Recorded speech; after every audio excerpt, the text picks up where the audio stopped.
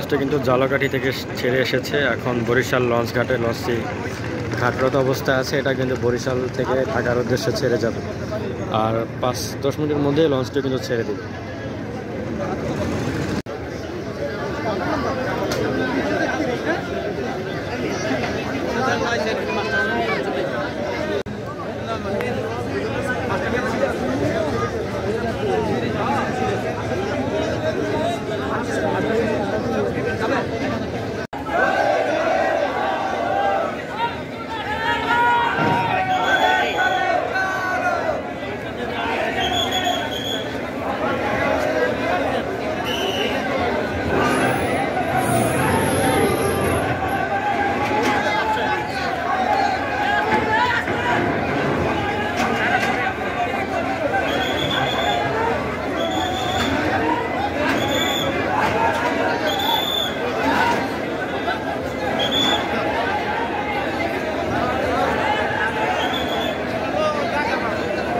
কিন্তু ঝালকাঠি থেকে ছেড়ে এসেছে, এখন বরিশাল লঞ্চ ঘাটে লঞ্চটি ঘাটরত অবস্থায় আছে। এটা কিন্তু বরিশাল থেকে ঢাকার উদ্দেশ্যে ছেড়ে যাবে, আর 5-10 মিনিটের মধ্যে লঞ্চটি কিন্তু ছেড়ে দেবে।